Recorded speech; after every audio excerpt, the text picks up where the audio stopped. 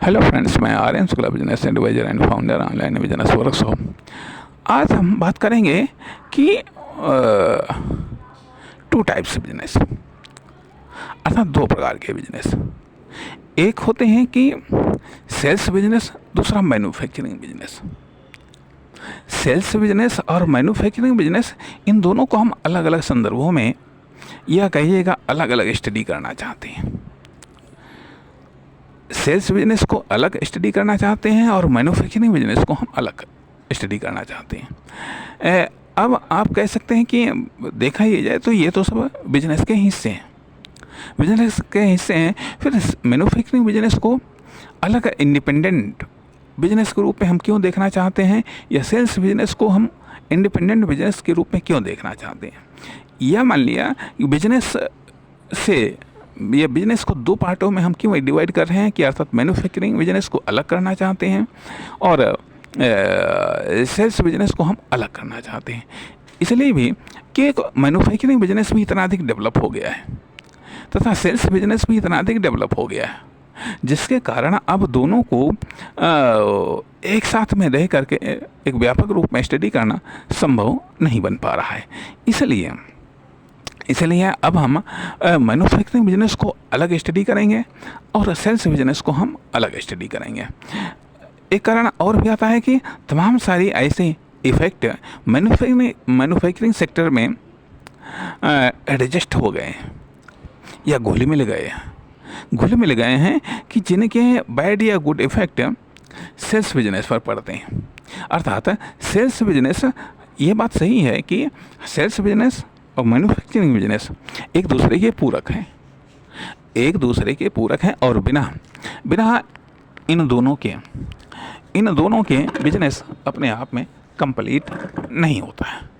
Business अपने आप में कंप्लीट नहीं होता है, ये बल्कि ये कहिएगा बिजनेस के दो पहलू या दो ध्रुव हैं, मैन्युफैक्चरिंग बिजनेस और सेल्स बिजनेस।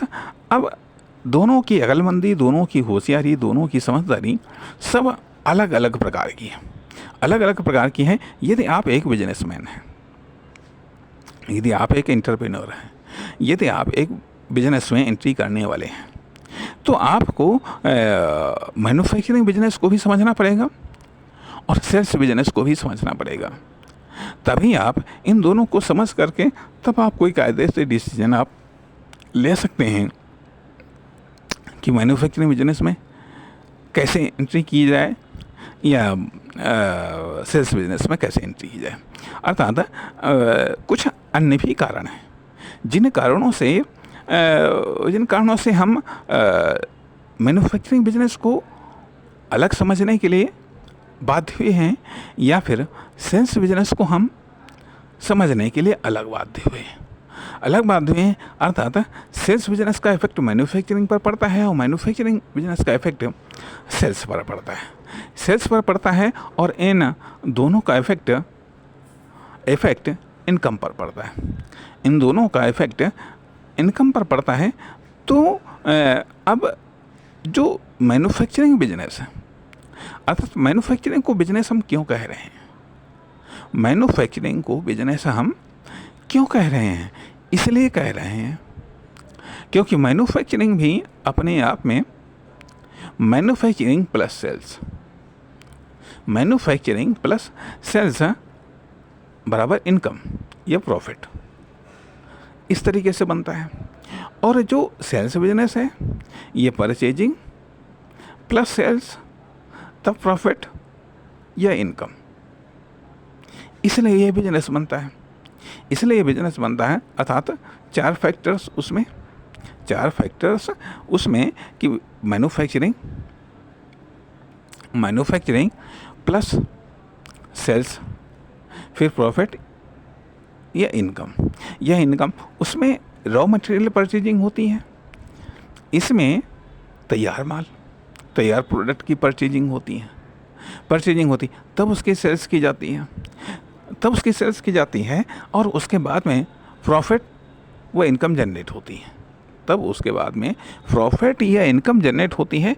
इसलिए इन्हें हम समानांतर बिजनेस कह सकते हैं या समानांतर लाइन या समानांतर डेवलपमेंट या समानांतर कॉमर्शियल डेवलपमेंट कह सकते हैं।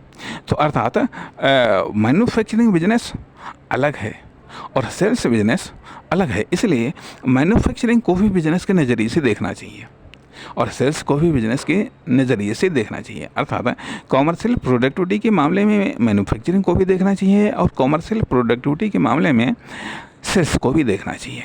सेल्स को भी देखना चाहिए। यदि हम इस तरीके से नहीं देख पाते हैं तो कहीं ना कहीं एक दूसरे का कोई ना कोई शिकार हो जाता है। एक दूसरे का या तो मैन्युफैक्चरिंग बिजनेस का शिकार सेल्स यूनिट हो जाती है या सेल्स यूनिट का शिकार मैन्युफैक्चरिंग यूनिट हो जाती है।